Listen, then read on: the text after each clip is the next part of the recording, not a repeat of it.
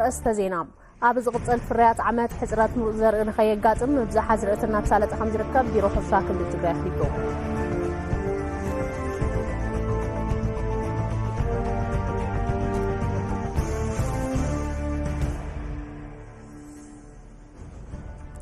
نهاجر كاب فتنا زد حن مفكر بمقبار يقعد مزلو تجمع زلقة مفتح مهاب كنز جبا ما قل عدنا بوتات هيمانتهم أو يتعلقون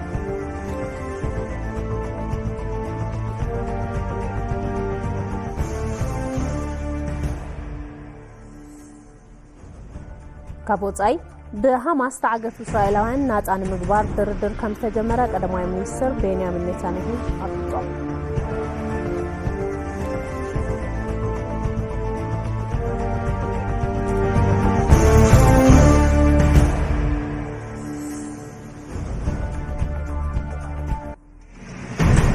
سلام دعنا بالليل خبركم متملكتنا كاب اي تي في مدب قنقوات قرنيا على توم ادزينا كاب ساعه جميرو نابخم كبليو ما زينا نمرحو نازريت بلهو حبيركم كصنحي فلما حصر زيناتات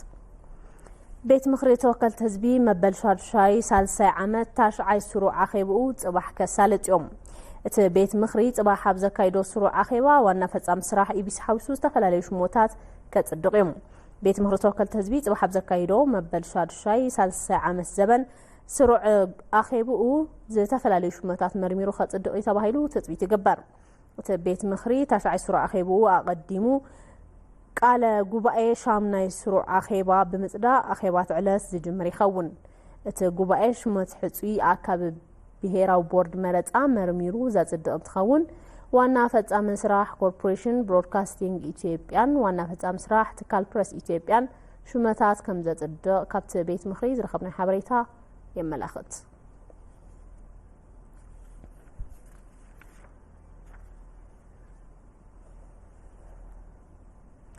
بارتي تنساي سبع اندرتان من قسقاس نصانت حزبታት ولايتان افلوط ورخيبام بورد مرصا ኢትዮጵያ ንትንሳኤ ሰብዓ እንደርታን من قسقاس نصانت حزبታት ولايتان افلوط هيبولام እቲ ቦርድ በመሰረት በአዋጅ ተባሃቦ መዝነት ንፓርቲ ትንሳኤ ሰብዓ እንደርታ መረጋገጽ ምስክር ወረቀት ፖለቲካ ክልል ከም ዝሃቦ ተገሊጾም ንወላይታ ህዝብታት ምንቅስቃስ ድማ ሕጋዊ ሃገር ለኸ ፓርቲ ፖለቲካ ንኸውን መረጋገጽ ወረቀት ምስክር ከም ዝተዋሃቦ ኣብቲ ቦርድ ዝረኸብናይ ሓበሬታ የረድእ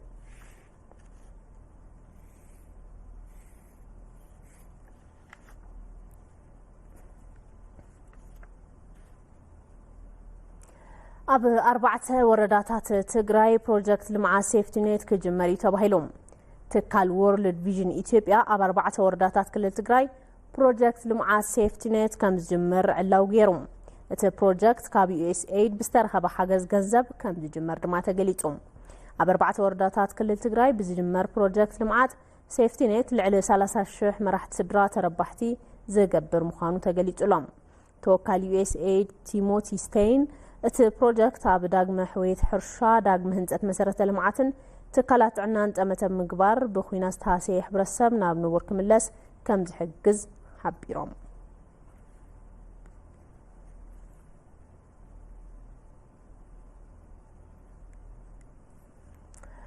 ابز سمون باستفلاليو محبراو ميدياتات اتش اي في زكلاخل مدحانت وصيتاونتو ترغاغيصو زبل حبريتا الناس زواور غنيوم تحبريتا اب ويل استخايده فتنن اب وشت زرغحه سونت اتش اي في فيروس زغت مدحانيت وصيتاو مخانو بمصنعتي ترغاغي زبل كوينو نسعيبو بزحات اب محبراو متأسار غصاتهم مدحانيت ترخيبو بزبل زيكون حبريتا نغافو طاني حمام نزملكيتو اي بي سي سايبر مس سبيشاليست وشت او حمامات طعنا ساينس يونيفرسيتي اديس ابا زخونو دكتور وندوسن بسلكي صانحت غيريوم من رباحة فيروس زغت مدحانيت لو زبدو دكتور وندوسن كوين غنانس حمام كابسرو نقيلو زطف مدحانيت يلن كبلو تزاريبهم لحمام شكر زوسر مدحانيتات حمام شكر يمعرار ينبر حمام نت حمام ايطفون زبلوتهم حكيم ني اتش اي في زوهب مدحانيتون بتمساسالي نت فيروس كيرباح زغبر منبر زطف خمزي كون بريهم توم بعل مويا ات مدحانيت ابطقم زي موعلو ناب هاجرنا خمزي اتون غليصوم يوم كم صبصاب ريبورترنا تسليم محمد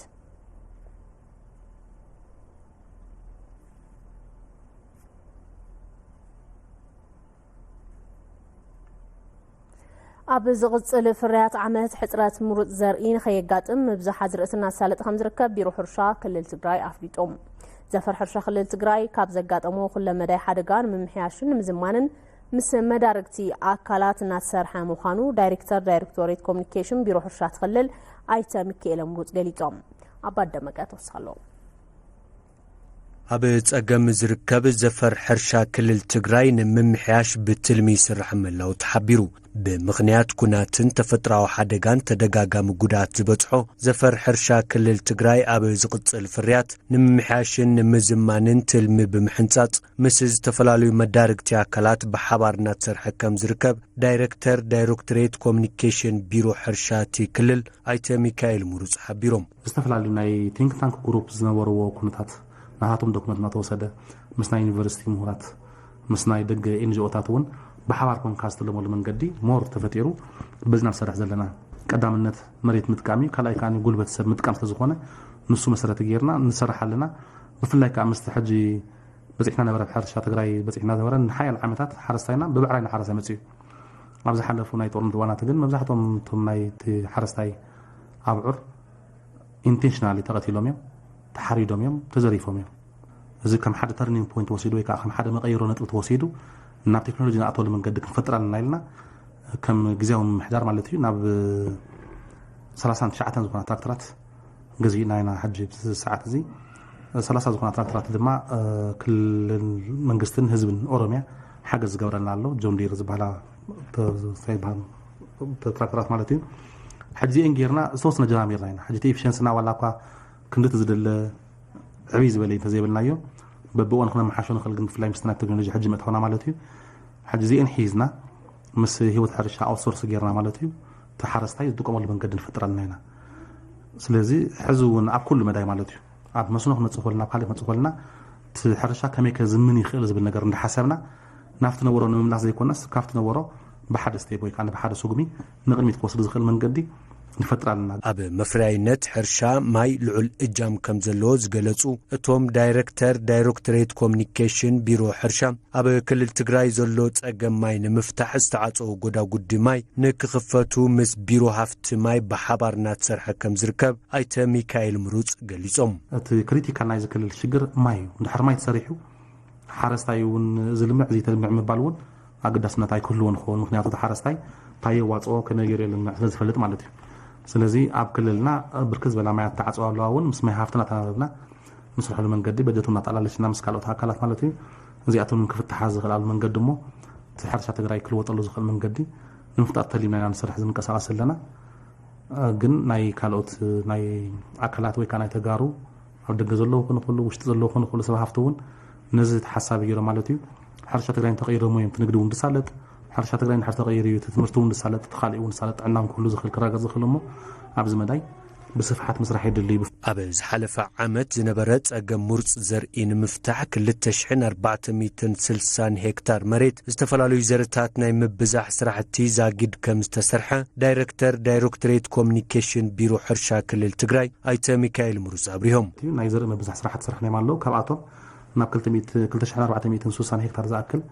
بتناي ريغولاتوري بودي تتصاريو ويكاني يخوني تباهيلو تتحزل لهم زي كندز كال مالتيو كاب اي دغ اكلاتون بجت تعلالشنا كافت حرستا غزي ناس نعقبولو نتي زغود الحرستا دما نملا وي كاني غزيو كتقمل زخل منقد كنفترون صعرنا غبرايا نركب زلنا ابز خاني ناي اي تي اي وي كان اغريكلتشر ترانسفورميشن انستيتيوت نفس 33 مليون زاكل بر مديبلنا لبز ساعات نزرب في الله مالتيو مسنا عتر كون خلي مستنا قصالك كون خلي سلازي ابزون بصفحات كنصرحينا سلازي وانا حجي تግራይ ንእሽተይ ስጋብ ብክልተ ግራዶ ትብል በዓላ ዝተፈላልያ ናይ ከባብን ናይ ኢንተርናሽናል ኤንጂኦታትን ከምኡ ድማ ናይ መንግስቲ ኢዳተውነት ዝጠልብ ስለዝኾነ ጊዜያዊ ምሕዳር ትግራይ እውን እዚ ተሓሳቢ ገይሩ ማለት እዩ ብፍሉይ ትኩረት ነቲ ክልል ብሕርሻ ከልዕሎ እንደዘይፈቲኑ ከም ህዝቢ ንምልዓል እውን ኣፀጋምነት ስለዝህልዎ ኣብዚ ክፅዕር ከም ቢሮ ሕርሻ ፀውዒት ክገብርዳል أبز حلف عمت كم هاجر زقات أمام الدنوجاي قرب مدابرة داقم نخيف التر كبز حزي مدلواتي قبرو مهلاو سحبرو توم دايركتوريت كوميونيكيشن ساقيد العلى عسرا شحخون تال مدابرة نابتي كل المتواف لتوم نهاجر كاب فتنا زدحن مخكر بمقبار يقطمون زلو ጸገማት ዘላቕ መፍትሒ መሃብ ከም ዝግባእ ሽማግለ ዓድን አቦታት ሃይማኖትን ጻውዒ ተቀሪቦም አበከዲት ምክክር ተሳትፎ ህዝብ ንምርጋጽ ክስራሕ ይግባውን ተባሂሎም ንጸብጻብ ንብረት ይተሆነ ጌታቸው አለሙ حطوطات انتهلو تمايت كاناي مفتاح بوليتيكاو ባህሊ بزي معبايو ኢትዮጵያ ናብ ኩናት በተደጋጋሚ ተሳትሐያም በዚህ ድማ ዜጋታት ዋጋን ክኸፍሉን ቁጠባ ሀገር ንክጉዳን ብዛዕባ ምግባሩ ይጽራህ በጦርነትማ ያየነው ያው አበ ኩናት ዘርአናዮ ህልቂት ይንበርካሊ ነገር አይኮነን ዕንወት ንብረት እዩ ናብ ስደት ምስጣሕ እዩ ነዚና ሬና ከዚህ በፊትም አይተናል ቅድሚ ሕዝውን ርኢና ኢና በኩናት ዝመጹ መራሕቲ ዝኾነ ጸገም አይፈትሑልናን ብዙሕ ህይወት ሰብ ጠፊኡ ንብረቱን ዓንዩ ጸገማት ካብ ኩናት በሐሳብ ክፈትሕዩ ተባሂሉ ተስፋ ዝተዋሃቦ ሃገራዊ ምክክር ንምስላጥ ይስራሕሎም ትምክክር ጋሃዲን ክኸውን ምስራሕ ጉዳኣት ዜጋታት ደው ንከብል ምግባር ብምዃኑ ነዚ ድማ ኩሉ ክተግህ ከም ዝግባእ ሽማግለታት ዓድን አቦታት ሃይማኖትን ይዛረቡ ቅሬታ ያለው ሰው ቅርታ ዘለዎ ሰብ ከምዚ ዓይነት ቅርታ እዩ ዘለኒ ኢሉ ነቲ ቅርታ ተዛሪቡ እቲ ቅርታ ድማ ብሓባር ተመኻኺርካ ንኹሉ ኣብ ግምት እቲኻ ሃገር ከም ማእኸል ተጠቒምካ ክስራሕ ኣለዎ ካብ ሃገርን ህዝብን ዝበልጽ የለን ንህዝቢ ማእኸል ጌርካ ዝጠፍእ ህይወት ሰብ ዝዓኑ ንብረት ኣብ ግምት እቲኻ ተመኻኺርካ ብምርዳእ ነቲ ጸገም ምፍታሕ ኣዝዩ ኣገዳሲ እዩ እናት አባት ልጅን የሚወልደው ወለድ ንደቆም ዝፈትውዎም ንኽጥውርዎምን ንኽቐብርዎምን እዩ ደቂ ንወለዶም ንክቐትሉ ንኻድኑን ንኸድኪዎምን ኣይኮነን ንሕና ኣብ ከምዚ ዓይነት ጸገም ኢና ዘለና ኣዶ ናብ ጎድና ወፅያ ኣቦ ናብ ጎድና ወፅዩ ናብ ልመና እዮም ዘለዉ ስለዚ እዞም ሰባት ካብዚ ጸገም ንኽናገፉ ምምኽኻር እዩ እቲ ምኽክር ድማ ክሳብ ታሕቲ ክወርድ ኣለዎ ተመኻኺርካ ነዚ ጉዳይ ናብ ሓድነት ምምጻእ ኣገዳሲ ስለ ዝኾነ እዚ ምኽክር ሱር ክሰድድ ይግባእ ናብ ታሕቲ ክወርድ እውን ይግባእ ችግር ስለተፈጠረ ነው ምክክሩ የመጣው ጸገም ስለተፈጠረ እዩ እቲ ምኽክር ዝመጸ መፍትሒኡ ንህዝብ ኣማኺርካ ጸገም ዘለዎ ስራሕ ዝሰዓነ ፍሉያት ጸገማት ዘለዎም ኩሎም ብምምኽኻር ንሰባት ናብ መስመር ንኽኣቱ ምግባር የድሊ እምበኣር ብኹናት ንንሕድካ ብምፍንቃልን ብምቅጻልን ነምጽኦ ውፅኢት የለን ኣብ ዝሓለፉ ዘመናት ዝተገበሩ ኩናታት ንዜጋታት ናብ ጸገም ካብ ምስጣሕ ሓሊፎም ዘምጽዎ ውፅኢት የለን ዝብሉ ቶም ኣቦታት ኣፈላላያት ብምክክር ናይ ምፍታሕ ባህሊ ከምዕብል ከም ዝግባእ እውን ምዒዶም የመንግስትን በመንግስትነት መቀጠል ሰላም ሲኖር ነው መንግስት እውን በመንግስትነቱ ዝቕጽል ሰላም እንትህልዩ ሰላም ተዘይሃልዩ መንግስት ሎም ማለይካልን ንምንታይ እንተልና ዝተሃወኸ ህዝቢ ሒዙ ንባዕሉ እውን ስራሕ ንኸይሰርሕ ልምዓት ንኸየልምዕ ሰናይ ተግባር ንኸይሰርሕ ይጽገም እዩ ስለዚ እዚ እንተሃልዩ ትካላት ሃይማኖት አባ ገዳታት ንኹሎም ምስ ባዕሉ ገይሩ ኩሎም ናብ ሰላም ንኽመጹ ኩሉ ነገር ብዕርቅን ምክክርን ተዝኸውን ኩሉ ነንሕድሕዱ ገለልተኛ እንተይኮነ ንማንም ገለልተኛ ኸይገበረ ንኹሉ ማእኸል ዝገበረ ስራሕ እንተዝስራሕሞ ሓበራውነት ሓድነት እንተዝህሉ ኩሉ ከም ኢትዮጵያውነቱ ኣብ ዝኾነ ይኹን ከባብታት ኢትዮጵያ ብሰላም ምንባር እንተዝኽእል እዚ ሃገር ንኹልና ማዕረያ የመጨረሻ ዕድላት እዚኣ ናይ መወዳእታ ዕድል እያ ኣብ ናይ መወዳእታ ዕድል ኮይና ተንሓና ሓቲ ይኹኑ መንግስቲ ብሓባር ኮፍ ኢሎም ተዘራሪቦም ተመኻኺሮም ካብዚ ጸገም ንምውፃእን ነዚ ሃገር ንምድሓንን ምክክር ስለ ዘድሊ ንኹሉ ኣዳሚፆም ናብዚ ምክክር ንኽመፁ እየ ዝጽውዕ መፍትሒ ንኽመጽእ ዝገብር ድማ ምክክር እዩ ስለዚ ምክክር ኣገዳሲ እዩ ቅርታ ኣለና ኢሎም ናብ ጫካ ዝወፁ እውን ንምክክር ድልዋት ክኾኑ ከም ዝግባእ ዝጠቐሱ ቶም ኣቦታት መንግስቲ ዕድላት ዕርቂ ከስፍሕ ይግባእ ኢሎም ትጥቅ ታጥቆ ያሉትም ዕጥቂ ተዓጢቆም ዘለው ነዚ ምክክር ተቐቢሎም ብሰላማዊ መንገዲ እቲ ምክክር ተኻይዱ ተዝከኣል ከም ሃገር ናይ ኩሎም መልሲ ምርካብ ስለ ዝከኣል ነቲ ምክክር እንተዝድግፉን ብሓባር ነቲ ጸገም እንተንፈትሕ ጽቡቕ እዩ መንግስትም መንገዱ ሰፊ አድርጎ መንግስቲ እውን ነቲ መንገዲ ሰፊሕ ግበሮ ነቲ መንገዲ ዕርቅን ሰላምን ሰፊሕ ግበሮ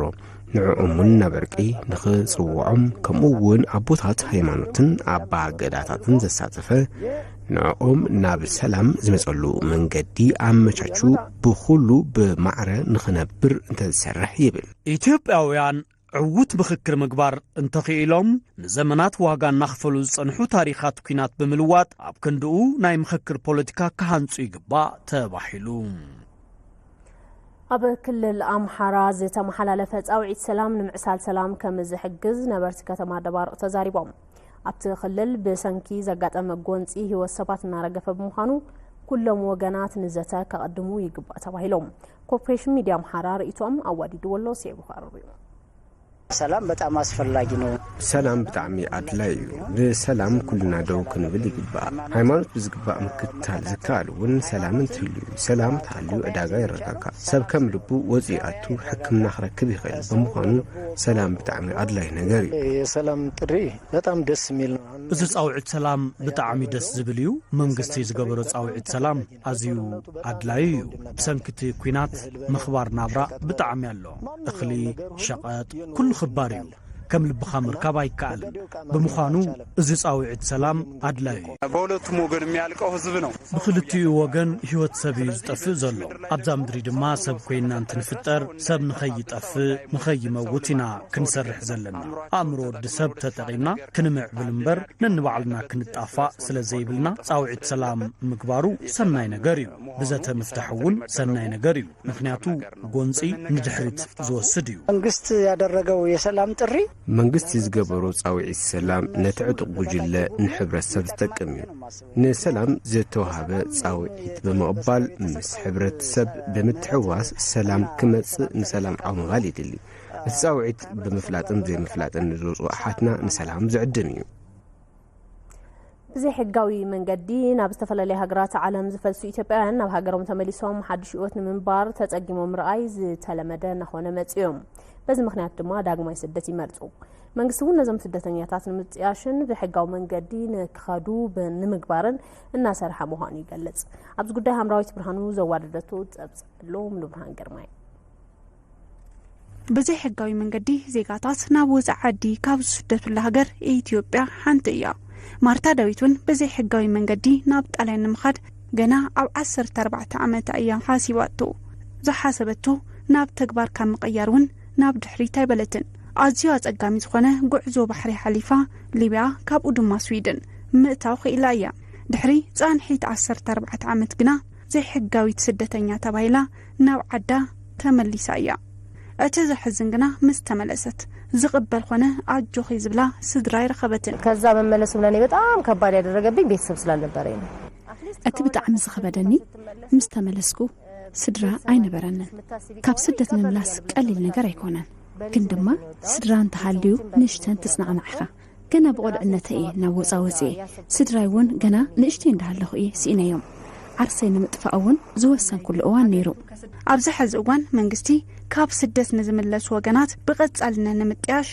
ዝጀመሮ መርሃ ግብሪ ንማርታ ኾነ ከምኣ ካብ ስደት ንዝተመለሱ ወገናት እፎይታ እናሃበ ይርከብ ከመጣ በኋላ ዌልካም ብለውኝ ምስ መጻኹ እንኳዕ ደሓን መጻኺ ኢሎም ዝህቡን ሓገዝ ክሳብ ዝውድኡ ላይ ኣብ ኢዴ ብዝነበረ ዝተወሰነ ገንዘብ ንእሽተይ ገዛ ተኻሬ እንዳቁርሲ ጀሚረ እቲ ሓገዝ መንግስቲ ምስ ሃበኒ ድማ ስፍሕ ዝበለ ገዛ ተኻሬ ናይ 6 ወርሒ ገዛ ኽራይ ድማ ተኸፊሉለይ እዚ ንዓይ ዓብይ ነገር እዩ ኣብ 9 ሰዓት ንዓይ ዝዓበይ ነገር እዩ ኣብ ውሽጢ እዚ ስራሕ ኮይነ 365,000 ብምቁጣብ ጎና ጎን እቲ ቤት ቁርሲ መኪና ገዝኤ ራይድ ምስራሕ ክኢለየ ነብዩ ጌታቸው እውን ከም ማርታ ዳዊት ካብ ስደት ተመለሰ እንትኾን መንግስቲ ብዝገበረሉ ሓገዝ ሕዚ ኣብ ጽቡቕ ኩነታት ከም ዝርከብ ይገልጽ እዚ ኣካባቢ ያልተሰራ አይነት ካብ ስደት ዝመጻእና ኩላትና ናብ ዝትካል ኣቲና ብዝተፈላለየ ሞያ ብዝተዋሃበና በጀትና ስራሕና ኢና ንርከብ ኣብ ሃገረይ ሰሪሐ ምንባር ከም ዝኽእል ዝተረኣየኒ ኣሰራርሓ እዩ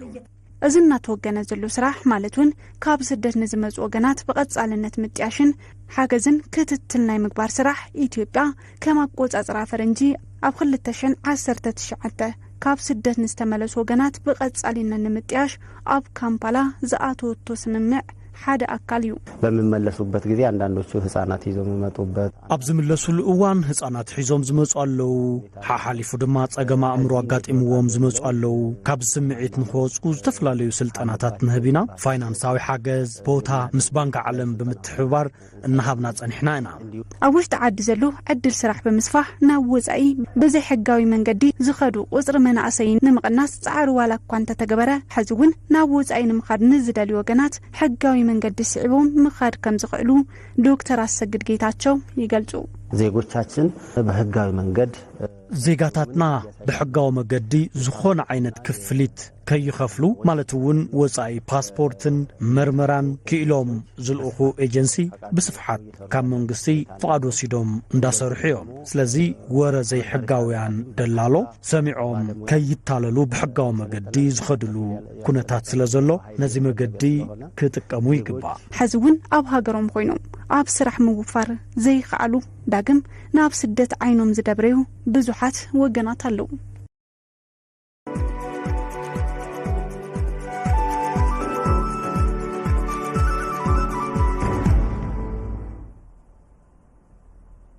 ዜና ዳጋም ሰብ ሃፍቲ ሩስያ ኣብ ዓውዲ ፍራይ ኢንዳስትሪ ኢትዮጵያ ንኽሳተፉ ተሓቲቶም ሚኒስትር ኢንዳስትሪ መላኩ ኣለበል ብሓላፊ ኤጀንሲ ሃፍቲ ዕድና ሩስያ ኤቭጌኒ ፔትሮቭ ምስ ዝተመርሐ ጉጅለ ልኡኽ ዘትዮም ነቶም ሰብ ሃፍቲ ኣብ ኢትዮጵያ ብዛዕባ ዘለዎ ኣማራፅታት ኢንቨስትመንት መብርሂ ተዋሂብዎም እዩ ኢትዮጵያ ንኢንዳስትሪ ዝኸውን ምቹው ስነ ምህዳር እኹል ሓይሊ ሰብን ጥረ ኣቕሓን ከም ዘለዋ ድማ ኣይተመላኩ ኣለበል ኣብቲ እዋን ኣብሪሆም